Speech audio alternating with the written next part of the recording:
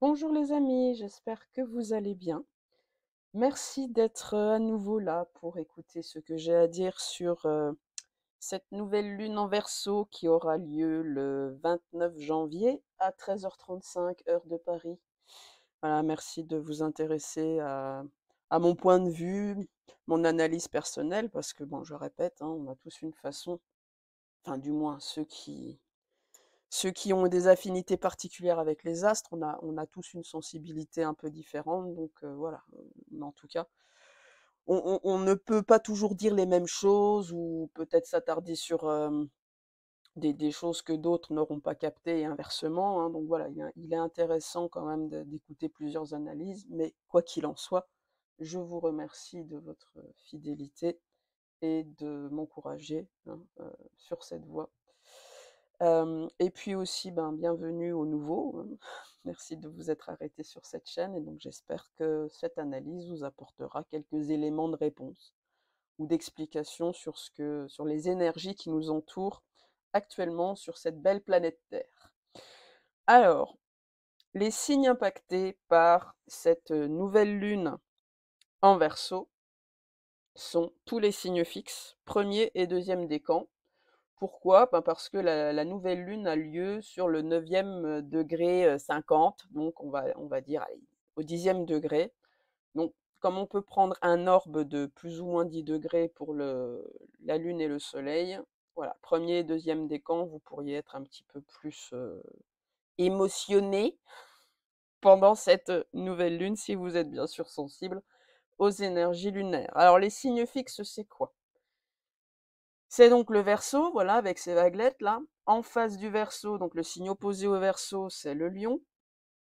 En carré à tout ça, il y a les deux autres signes fixes, donc le Taureau ici, et en face, nous avons le signe du Scorpion. D'accord? Donc ces quatre signes-là, si vous avez votre ascendant, votre soleil ou votre lune plus particulièrement, puisqu'on appelle ça les trois fondamentaux, dans un de ces signes fixes, vous pourriez être un petit peu plus bousculé. Et encore une fois, c'est si vous êtes sensible aux énergies lunaires, ce qui n'est pas le cas de tout le monde, malgré tout. Les signes qui seront favorisés, soutenus lors de cette lunaison, eh bien, c'est tout ce qui forme soit sextile, soit trigone, donc aspect harmonique à cette nouvelle lune. Donc c'est premier, deuxième décan des béliers. En face, nous avons les balances. Donc bélier forme un sextile avec Monsieur Verseau. Madame Balance forme trigone avec Monsieur Verseau. Voilà. Mais aussi, ben, dans l'autre sens, on a le signe du Sagittaire et en face le signe des Gémeaux.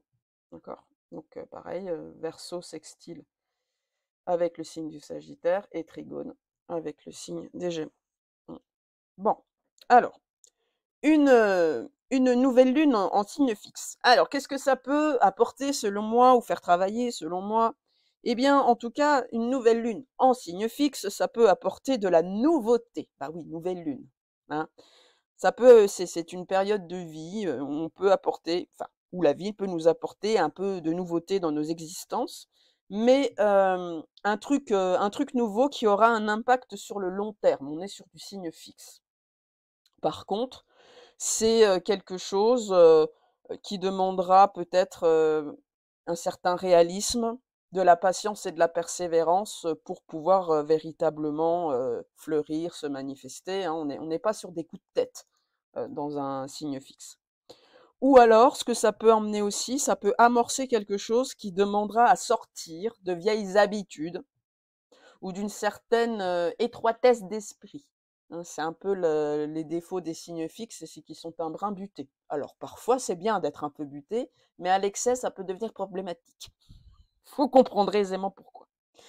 Alors, maintenant je vais m'attarder sur cette nouvelle lune en Verseau. Une nouvelle lune en Verseau, ben, pour moi ça peut être un cycle où on pourrait être amené ou invité, où on pourrait désirer reprendre un peu plus de liberté, hein. Le Verseau est le signe de la liberté et de l'indépendance par excellence. Voilà, on peut avoir envie de se révolter, de vraiment vivre une révolution personnelle sous une nouvelle lune en Verseau.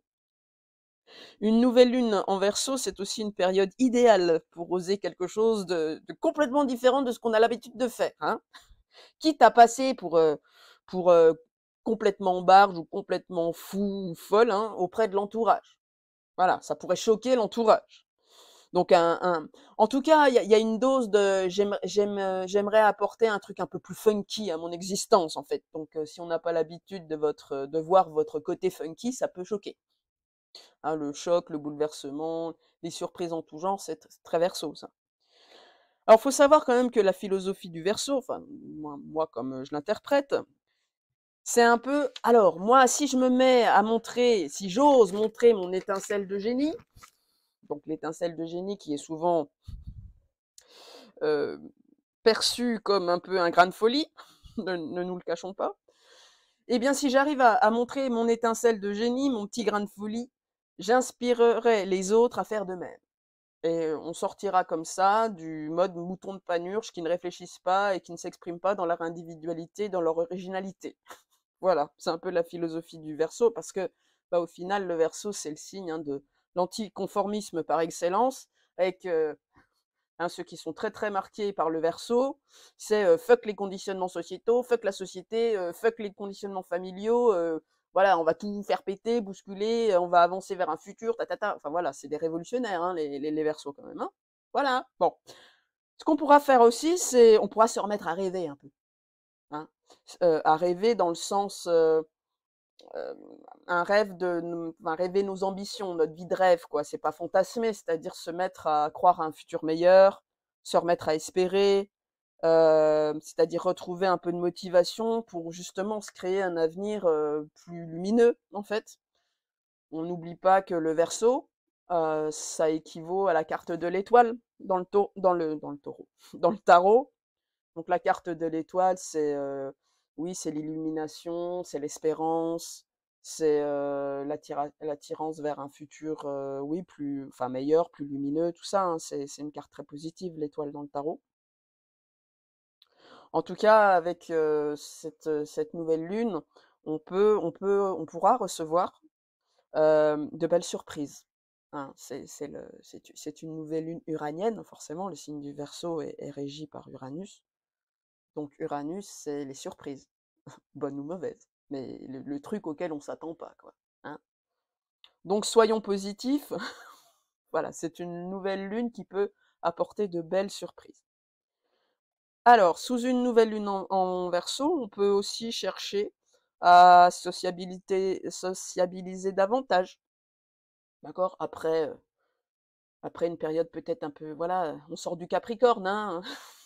Une lune en Capricorne, c'est toujours un petit peu plus réservé, un petit peu plus solitaire. Bon, bah là, avec une nouvelle lune en Verseau, voilà, on pourrait chercher à se trouver des groupes, des forums, des associations, à rencontrer de nouvelles personnes. Oui, enfin voilà, parce que la maison 11 qui est analogue au signe du Verseau dans un thème, c'est tout ce qui est amis, associations, réseaux sociaux. Voilà.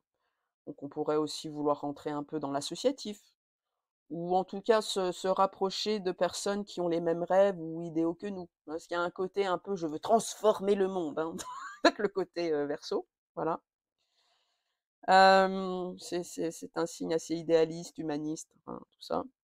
Aussi, sous une nouvelle lune en Verseau, on peut vouloir faire davantage retentir sa voix, particulièrement contre les injustices sociales. Hein. Donc, on peut se découvrir un côté un peu révolutionnaire, contestataire, allez, je vais aller manifester, hein, pour créer justement du changement positif au sein du collectif. Donc ça peut être une lune de contestation. Hein. Alors attention avec les excès du Verseau, hein, il y a trop de Verseau, c'est l'anarchie. Voilà, ça devient Mad Max, quoi. Hein. Donc, bref. Euh, pour justement, pour voir un petit peu où tu pourrais avoir de la nouveauté, un peu des trucs chelous qui t'arrivent, mais je te le souhaite agréable, dans quel domaine de vie tout ça pourrait t'impacter, eh bien, je t'invite à regarder dans la barre de description qui se situe en dessous de cette vidéo, où je détaille par ascendant le domaine impacté par le signe du Verseau, donc par cette nouvelle lune. Alors on me dit, mais est-ce que je dois regarder mon signe solaire ou mon signe d'ascendant? Ouais, tu peux regarder les deux, mais moi je fonctionne avec l'ascendant. Pourquoi? Parce que l'ascendant, dans un thème astral, va déterminer le placement de toutes tes maisons hein, tu vois? Là, il y a plein de maisons là, maison 1, maison 2, maison 3, qui chacune se réfère à un domaine de vie. Voilà. Donc forcément, bah, là, on a l'exemple, hein, on est sur de l'ascendant Gémeaux, d'accord? Donc le, mmh, le Verseau impacte une certaine maison. Bon là, comme il y a des interceptions, c'est un peu compliqué, mais bon, bref. Donc voilà, ça détermine l'ascendant, la maîtrise des maisons. C'est-à-dire que, un ascendant Gémeaux, on va dire sans interception, effectivement, il aura une maison 2 en Cancer, une maison 3 en Lion et donc du coup, voilà, faut savoir quel domaine de ta vie est régi par le Verseau dans ton thème astral et ça, c'est ton ascendant qui va déterminer ça. C'est pour ça que je fonctionne avec les signes d'ascendant. OK. Donc pour en revenir à la nouvelle lune, alors cette nouvelle lune en particulier, parce que là j'ai dit les généralités, sur une nouvelle lune en Verseau. Donc ben, l'énergie uranienne est quelque part amplifiée. Donc l'énergie uranienne, je répète, Uranus maîtrise le signe du Verseau. Donc l'énergie uranienne est quelque part amplifiée parce que, ben, nous avons un trigone, voilà. Donc les trigones, c'est des aspects de 120° à peu près, c'est des aspects hyper fluides, voilà. Donc ça va Jupiter, en aspect positif, il va aller amplifier le truc, hein, de manière saine, enfin on l'espère en tout cas. Donc c'est vraiment une lunaison qui peut nous apporter des énergies de foi, d'espérance retrouvée en la vie, bien sûr. Si on les a perdues en tout cas, parce que bon, j'ai cru comprendre que pour pas mal de gens en ce moment, c'est un peu, compliqué. Voilà, même si, le positif n'est pas encore là de manière concrète, hein, on peut vraiment retrouver un souffle nouveau, hein, une nouvelle inspiration. C'est vraiment ça, c'est très uranien ça, nouvelle inspiration. Parce que Uranus, c'est aussi, un peu l'illumination, l'inspiration, hein. Le ping, l'éclair dans la tête là qui fait pouf! Oh putain, j'ai compris! Ça c'est Uranus, voilà.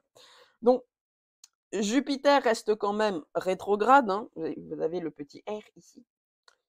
Jusqu'au 5 février, bon, on est presque à la fin de Jupiter rétrograde, hein. Donc là, il va entamer un peu une période de stagnation entre la nouvelle lune, et la fin de période de rétrogradation. Il va se mettre à stagner jusqu'au 7 février. Donc oui, l'optimisme revient, mais ça prend du temps. Mais quand même, il pourrait y avoir une énergie qui est un peu différente, hein. Je parle surtout pour ceux qui sont équipés dans leur, thème d'énergie, d'angoisse, d'avoir cette conception de la vie un petit peu fataliste, pessimiste, hein. Je ne parle absolument pas pour moi. Voilà. Il faut savoir que tout le monde n'est malheureusement pas équipé à la base pour voir la vie en rose, hein. D'accord? Donc il y en a qui sont équipés à la base pour, quoi qu'il arrive, être positif, optimiste.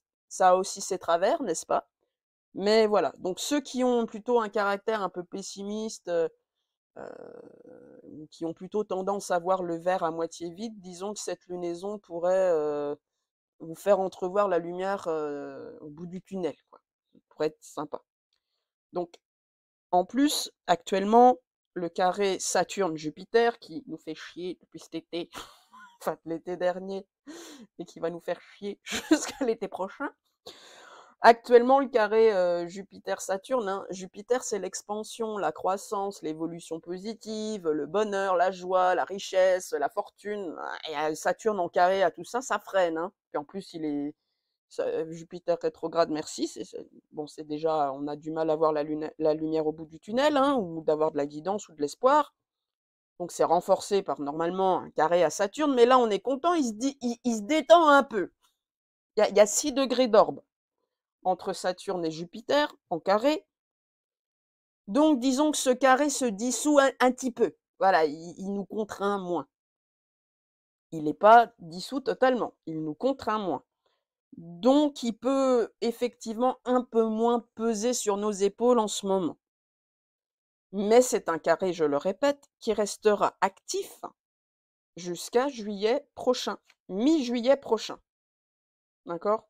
Parce que là, avec Jupiter qui va repartir en marche directe, c'est-à-dire que là, Jupiter, depuis quelques mois, il avance à reculons, mais il va repartir en marche directe comme ça. Donc forcément, il va reformer son carré avec Saturne. Voilà. Donc ça va se resserrer. Là, c'est détendu, mais ça va se resserrer. Donc optimisme, oui, mais toute proportion gardée quand même, hein. Donc moi, je dirais, profitons quand même de cette petite fenêtre d'optimisme. Voilà. Alors, sous cette nouvelle lune en Verseau, on va probablement vouloir faire entendre notre voix, hein, avec ce trigone à Jupiter en Gémeaux, hein.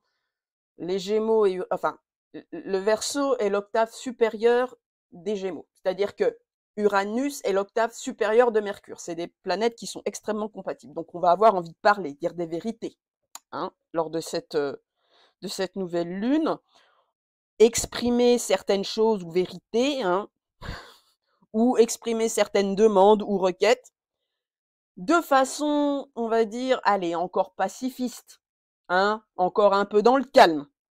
Pourquoi donc? Bah parce que Mars est rétrograde, donc la planète de l'agressivité, de la combativité, il est rétrograde et en plus il se noie dans la flotte du Cancer, donc il n'est pas très actif, Mars. Et Uranus, qui est la planète de la contestation, de la révolte, de la révolution, est rétrograde aussi.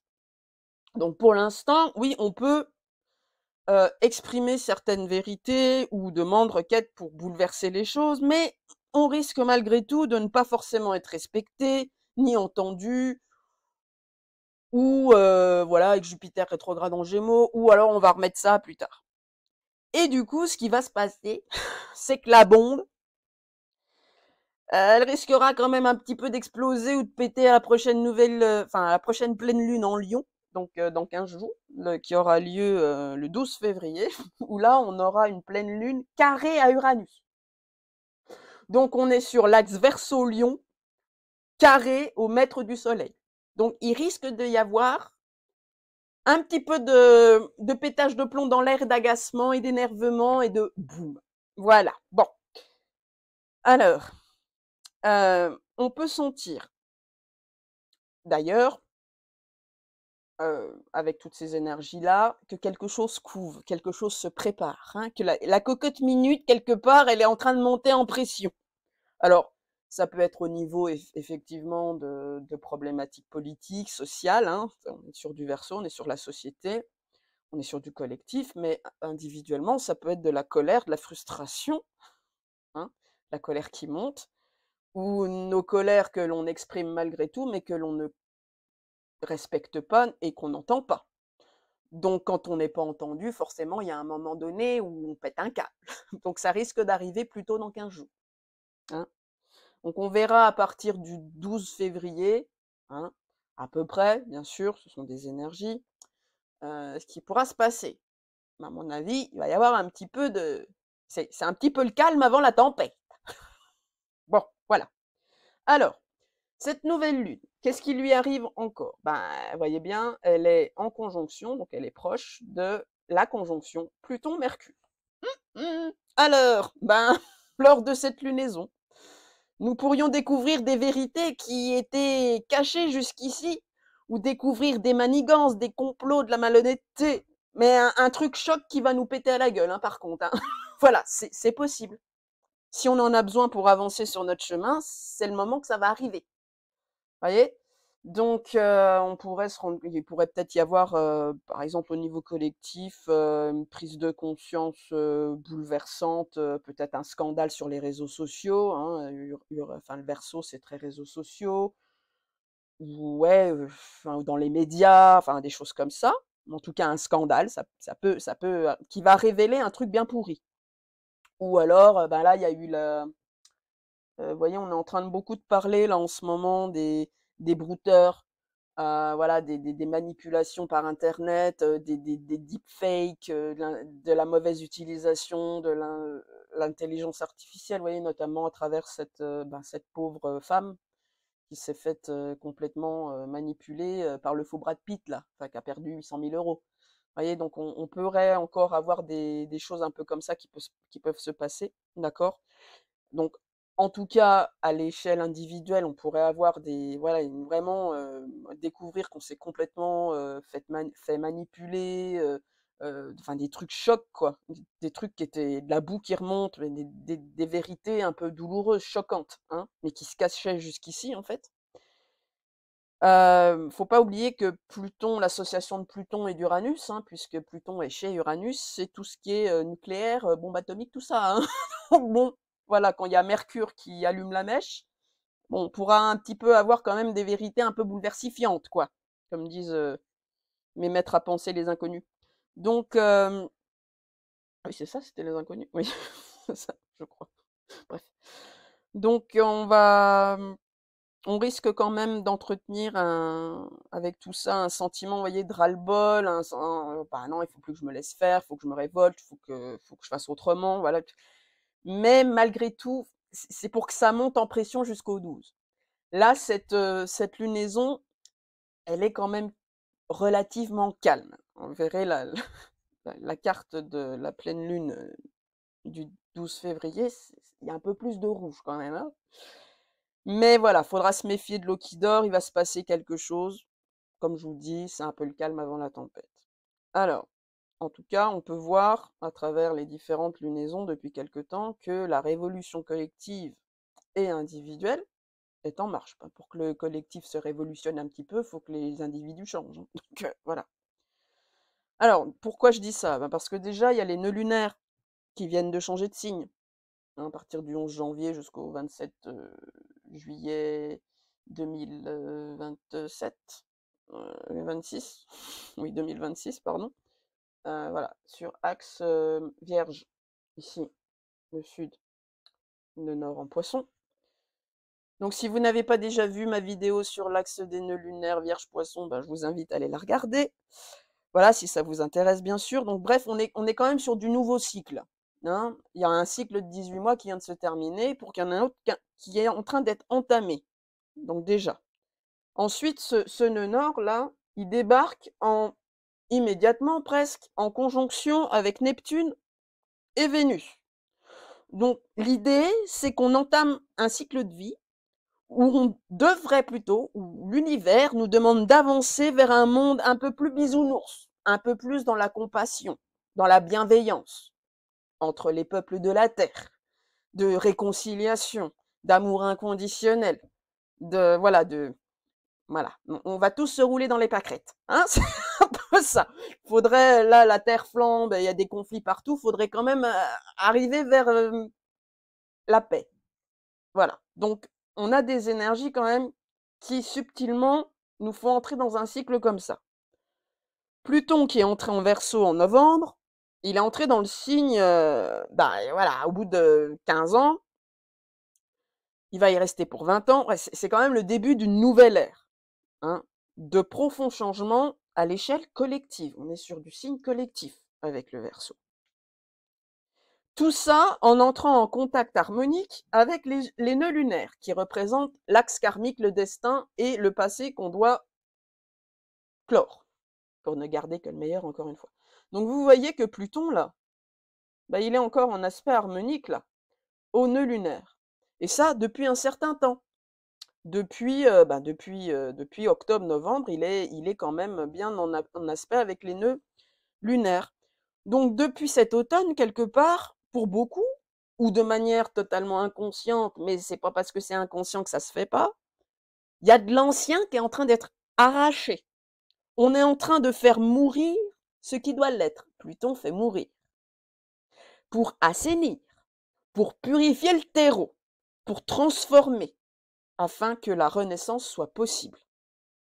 Et ça, ce contact Pluton-nœud lunaire, ça va être valable jusqu'au printemps. Donc, sur Terre, à l'échelle individuelle et collective, on peut effectivement, dans la matière, concrètement, avoir l'impression qu'on passe une phase un peu hivernale. Ça tombe bien, dans l'hémisphère nord, nous sommes en hiver. Donc du coup, on peut avoir cette impression de stagnation, surtout avec ce carré Saturne-Jupiter qui, même s'il est distendu, continue d'agir malgré tout. Donc, impression de stagnation, que rien ne pousse, mais le nœud nord en Poisson conjoint à Neptune, qui nous demande de ne pas croire tout ce qu'on voit, ne pas se fier aux apparences, tout le temps. Bien sûr, il faut faire ça de manière raisonnable, tout de même.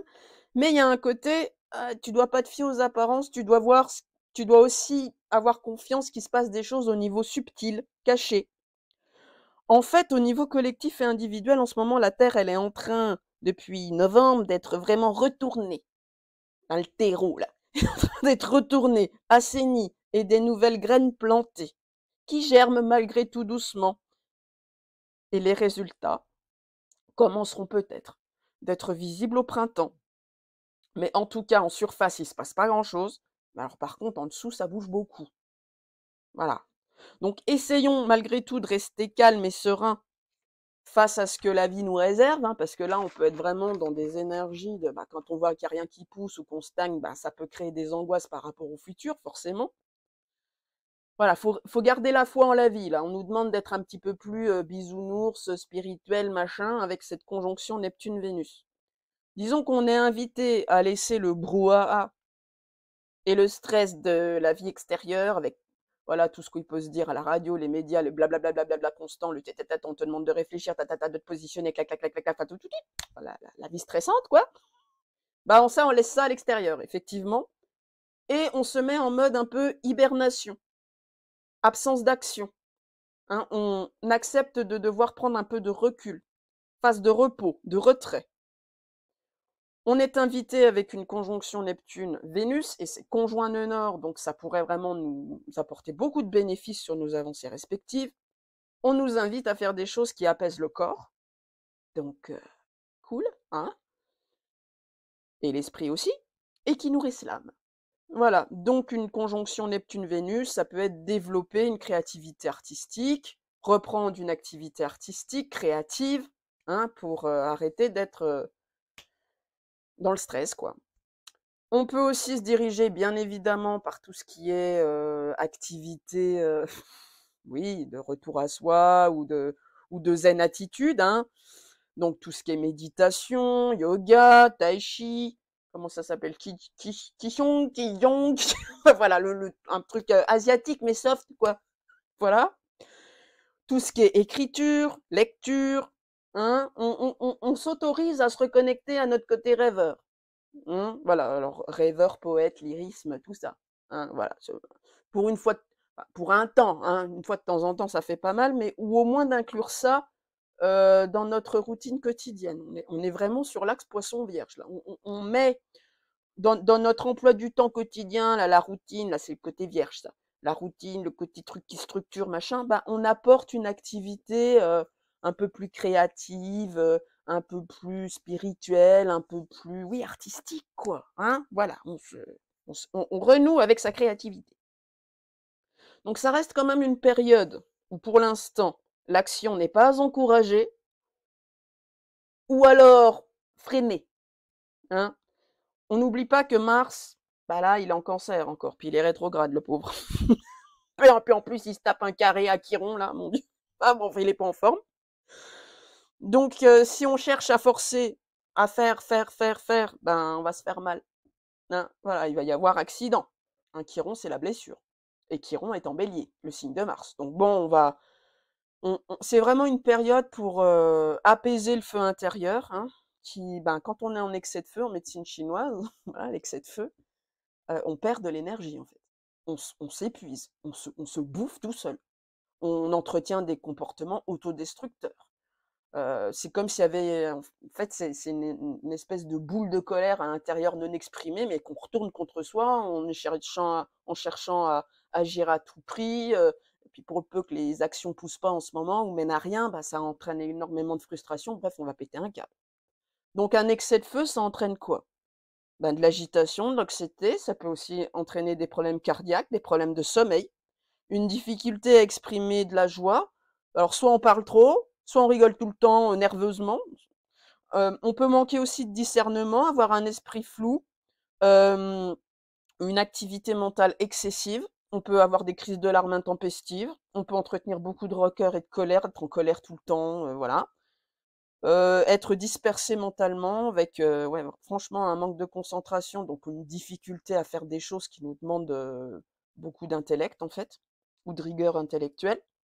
Voilà, donc il est temps, chers amis, avec cette nouvelle lune et ses énergies, de se retirer le doigt des fesses, hein, ça c'est très Mars, pour trouver un truc qui nous apaise l'esprit et le corps.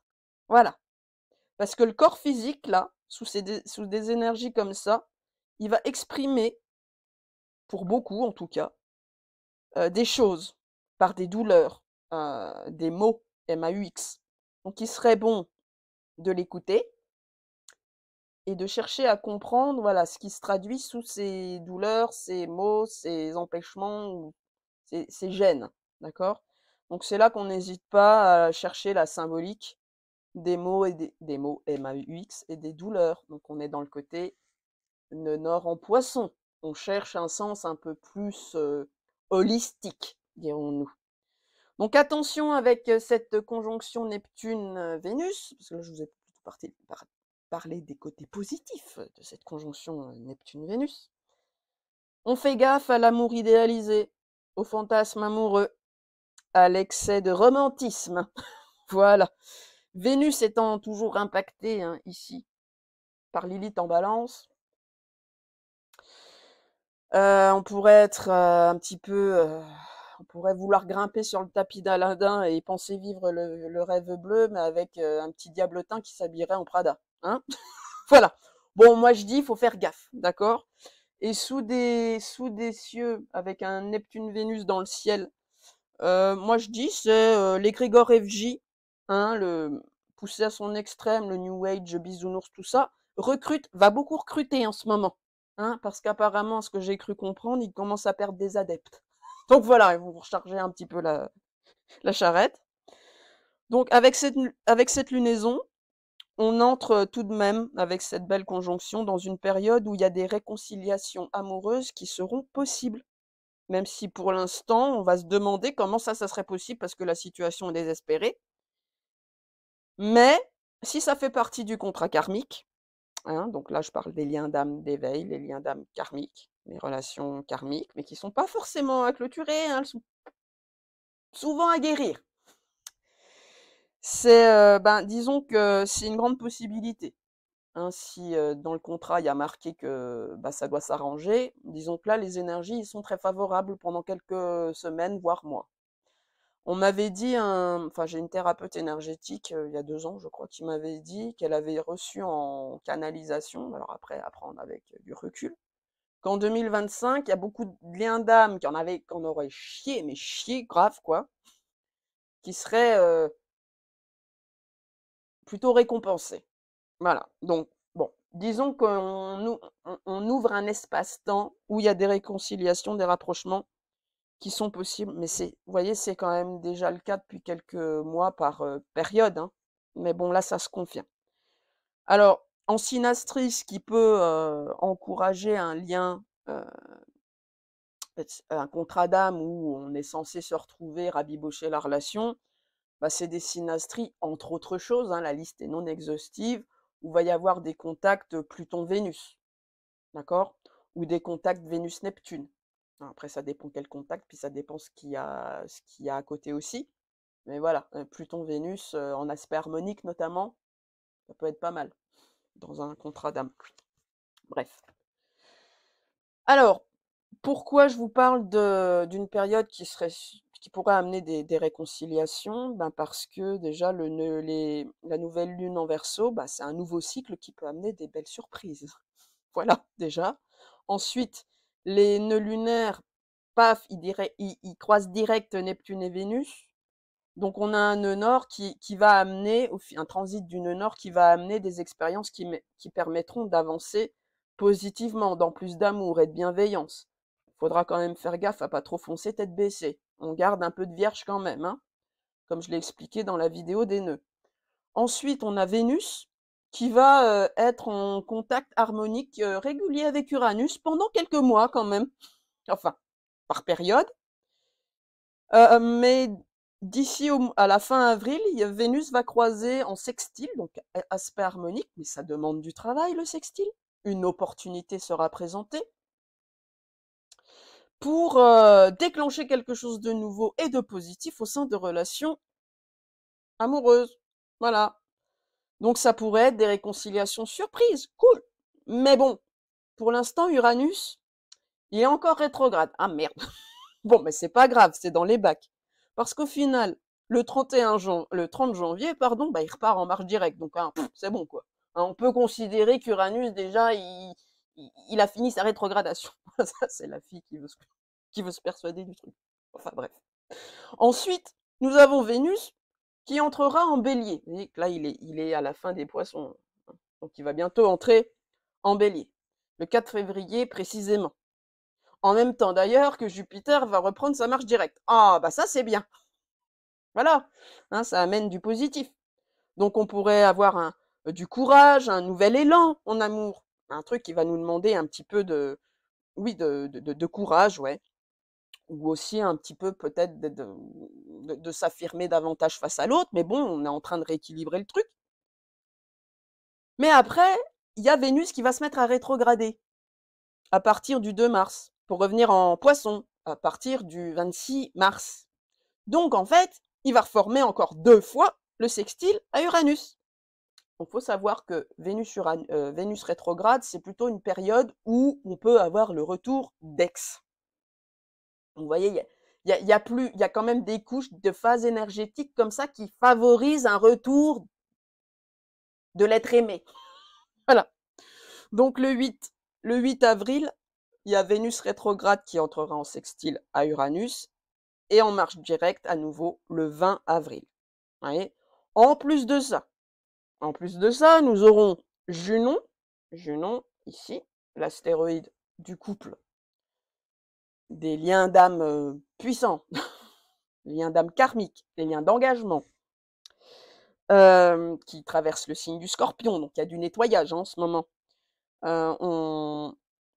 Disons qu'il y a beaucoup de liens authentiques qui sont voués à renaître, mais dans l'amour vrai, hein, on est dans du Vénus-Neptune, amour évolué, vrai, inconditionnel, tout ça, qui vont pouvoir renaître avec ce transit de Junon en Scorpion, mais aussi, du coup, des liens karmiques toxiques et qui doivent crever. Donc ça, on parle des énergies tierces malfaisantes, et Dieu sait qu'en lien d'âme d'éveil, des sorcières, des sorcières, des sorciers, des sorcières, des mages noirs, tout ça, des implants, des bordels, des malédictions, des sortes de séparation, des machins, des trucs, il y en a à l'appel.